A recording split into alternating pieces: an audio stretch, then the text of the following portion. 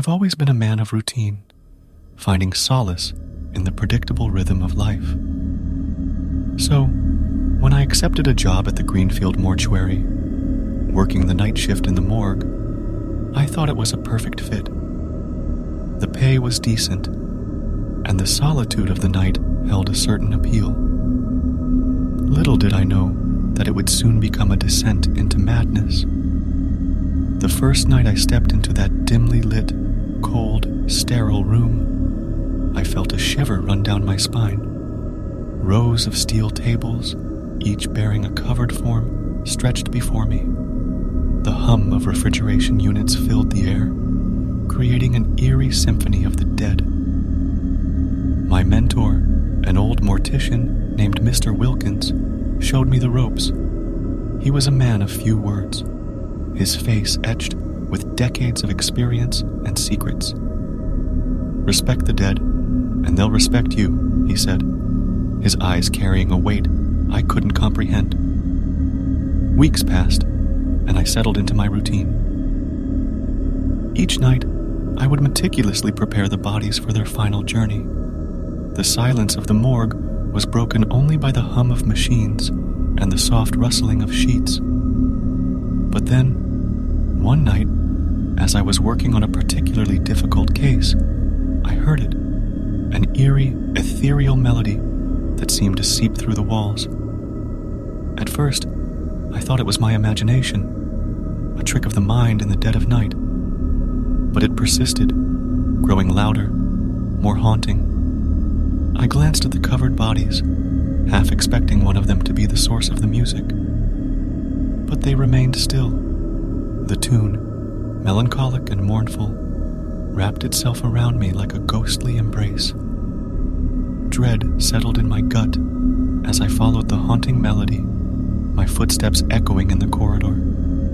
It led me to the basement, a place I'd never ventured before. The flickering fluorescent lights cast eerie shadows on the peeling wallpaper, and the air grew colder, more oppressive. The music source became clear, a dusty, old gramophone in the corner.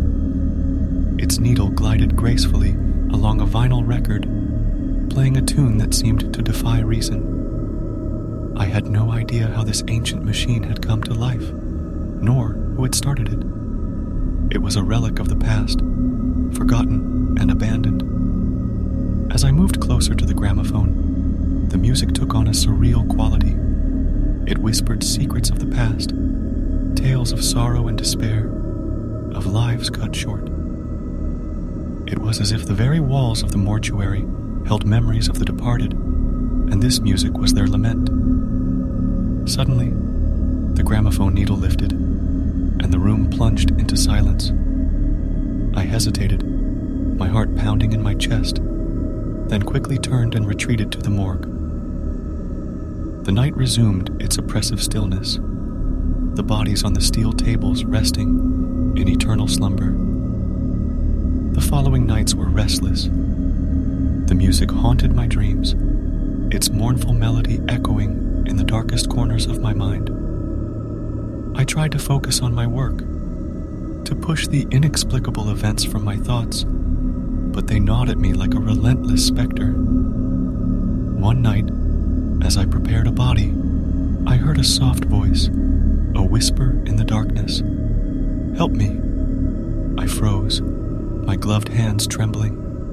The voice seemed to come from the covered body in front of me, a voice from beyond the grave. It couldn't be real, I thought, but I couldn't ignore it.